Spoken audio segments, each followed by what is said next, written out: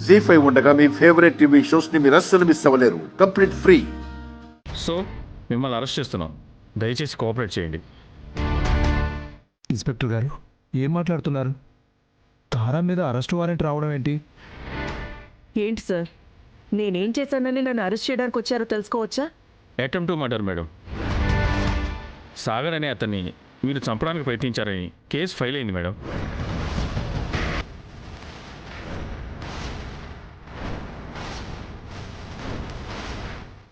నేను వాణ్ణి చంపడానికి ప్రయత్నించానా?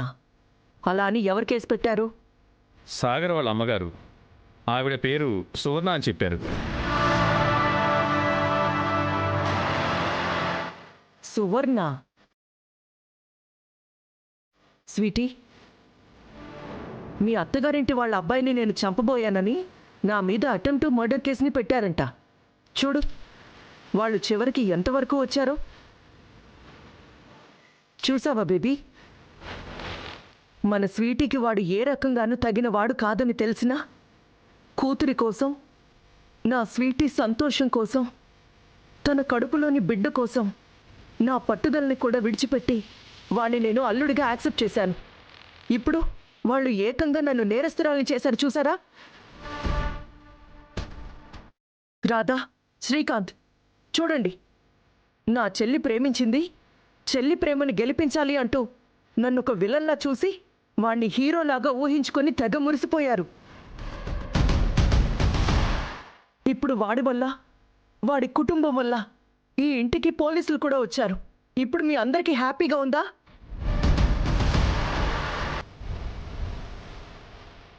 సరే, వాళ్ళు చేసిన తప్పుల నుంచి తప్పించుకోవడానికి నన్ను నేరస్తురాలిగా ముద్ర వేశారు. పర్వాలేదు. అమ్మా స్వీటీ, ఆ రోజు నేను నీ ప్రేమకి అడ్డుపడింది ఆస్తి అంతస్తుల విషయంలో కాదమ్మా. ఇలాంటి రోజు ఎప్పటికీ మనకి రాకూడదు అని ఆలోచించి. కానీ అప్పుడు నీ ప్రేమ మత్తులో నా మనోవేదన నీకు అర్థం కాలేదు. ఇంకా నువ్వు అదే మత్తులో ఉన్నావంటే ఈ అమ్మ ప్రేమ, మంచితనం ఏది నీకు ఎప్పటికీ అర్థం కాదని అనుకుంటాను. పదండి ఎస్ఐ గారు. మమ్మా. స్వీటీ, సారీ మమ్మా, నా వల్లే కదా ఈరోజు నీకు ఇలా అయింది. తప్పదమ్మా. ఆ రోజు నువ్వు నన్ను కాదనుకున్నా ఏ రోజు నేను నిన్ను కాదనుకోలేదు. తెలుసో తెలియకో ఆ రోజు తప్పు చేశావు. అప్పటి ఆ తప్పుకు ఇప్పుడు నేను ఈ శిక్షను అనుభవిస్తున్నాను. బేబీ, నా స్వీటీని జాగ్రత్తగా చూసుకోండి. మీరేమి కంగారు పడద్దు. నేనే తప్పు చేయలేదని నా మనసాక్షికి తెలుసు. ఆ భగవంతుడే అన్నీ చూసుకుంటాడు. మీరు ధైర్యంగా ఉండండి.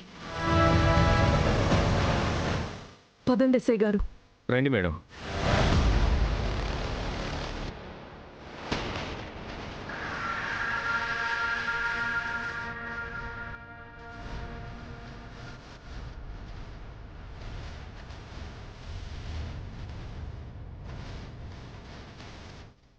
జీ5 యాప్ డౌన్లోడ్ చేసి అన్ని ఎపిసోడ్స్ పూర్తి ఉచితంగా చూడండి.